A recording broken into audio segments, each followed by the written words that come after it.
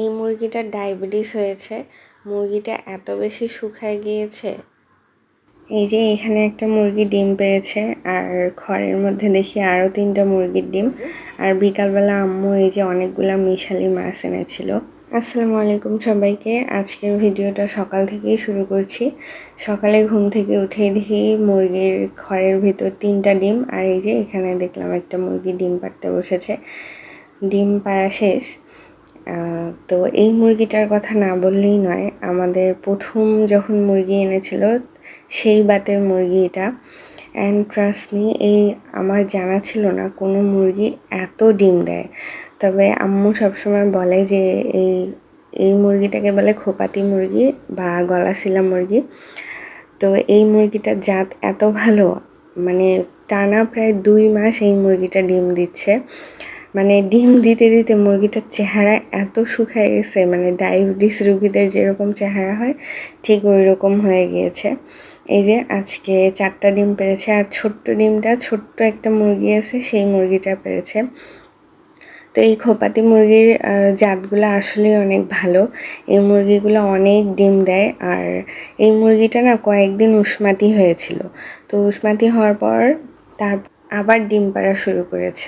আসসালামু আলাইকুম সবাইকে। আজকে দুপুরের খাবারে ছিল আলু দিয়ে করলা ভাজি, সাথে আমি নিয়েছিলাম আম্মুর হাতের স্পেশাল আমের আচার, আর সাথে ছিল গরুর গোশতের ভুনা, আর লেবু আর মরিচ। এই তো আমি ফার্স্টেই লেবুটা চিপড়ে একটু করলা ভাজি নিলাম, নিয়ে মুখে পড়ে দিলাম। আর এই যে নিলাম একটু মরিচগুলাতে আজকে অনেক বেশি ঝাল ছিল। আমি তো 2টা মরিচ নিয়েছিলাম, তো আমি একটা খেতে পারিনি, পরে একটাই খেয়েছি। তো এই তো এইটা অনেক শান্তি। আম্মুর হাতের খাবার কি বলবো, সবই মজা লাগে। এই যে আমি করলা ভাজির যে এক্সট্রা মরিচগুলো ছিল সেগুলো ফেলে দিলাম। আপনারা কে কে এভাবে পোলাওর সাথে আচার মেখে খেতে পারেন আমাকে অবশ্যই কমেন্টে জানাবেন। আমার কাছে তো ভালোই লাগে, এবং আচার কিন্তু খিচুড়ি দিয়েও খেতে ভালো লাগে। আমি আজকে পোলাও দিয়ে খাচ্ছি। আর এই যে গরুর গোস্তর এই পিসটা আমার সবচেয়ে পছন্দের। আমি এমনি যে সলিড গোস্তটা সেটা আমি খেতে পারি না, এই পিসটা হলে ভালো লাগে। আর এই যে সাথে নিয়েছিলাম 1 পিস হাড়ের গোস্ত। হাড়ের গোস্ত ছিল না খুব একটা, গরুর গোস্তর হাড় চিবাতে কার কার ভালো লাগে বলেন তো? আমার তো অনেক ভালো লাগে। আর গরুর গোস্তের হাড়ের সবচেয়ে ভালো লাগে আমার কোরমা, কেননা সলিড গোস্ত তো আমি খেতে পারি না, তাই এই গোস্তগুলাই আমি খাই। তো এই ছিল আমার আজকের দুপুরের মেনু।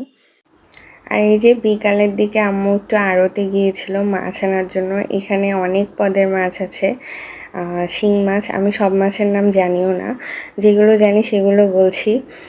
শিং মাছ আছে, গড়াই মাছ আছে, কই মাছ আছে, আরও কি কি যেন মাছ এখানে আছে, মানে একবারই মিশালি মাছ নিছে। বিকালের দিকে আড়তটা আসলে জমজমাটভাবে বসে, তো আম্মু বিকালেই গিয়েছিল এবং সব মাছ জ্যান্ত ছিল। আসার পর মাছগুলোতে লবণ দিয়ে তারপরে এই যে ছাই দিয়ে মাছগুলো আম্মু বেছে নিচ্ছে। এরকম টাটকা মাছের না অন্যরকম স্বাদ। আমাদের বাসায় না শিং মাছ একটু অন্যভাবে বাছা হয়, মানে আম্মু শিং মাছের যত উপরের ছাল আছে এই ছালটাকে তুলে ফেলে, মানে এই চামড়াটাকে উঠায় ফেলে, কেননা আমার আব্বু এই চামড়া না তুললে খেতে পারে না। অনেকেই আছে এটাকে একদম ঘষে ঘষে সাদা করে ফেলে, ইনফ্যাক্ট আমার শ্বশুর বাসাতেও ওইভাবে করে, বাট আমার আব্বু এই যে উপরের চামড়াটা না ছিললে আমার আব্বু খেতে পারে না, মানে একদমই খায় না। তো আমরাও এটাতে ইউজ টু হয়ে গিয়েছি। আমার বিয়ের পর আমার শাশুড়িকেও এটা আমি শিখিয়ে দিয়েছি যে আমরা এটা এভাবেই খাই।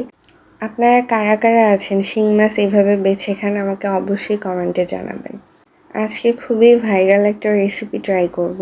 সবাইকে ফেসবুকে এই রেসিপি দেখতে দেখতে আমি পুরো ত্যক্ত। তো যাই হোক, ফার্স্টে আমি মুসুর ডাল এবং কয়েকটা কাঁচামরিচ বেটে নিয়েছি।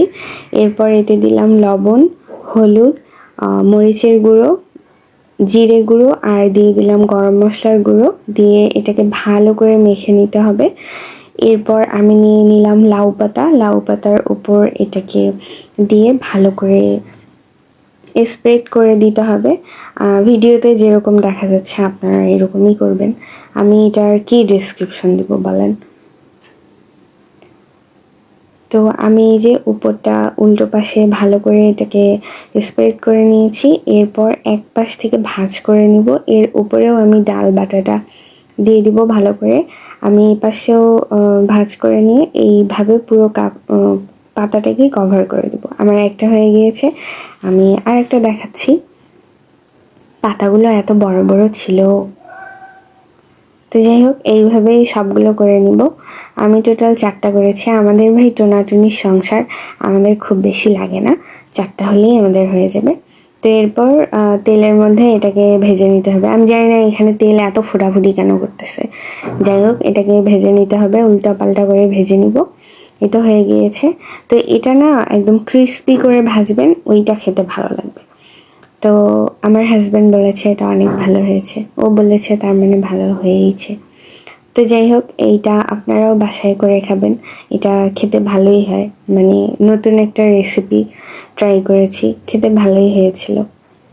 সো সবাইকে আল্লাহ হাফেজ।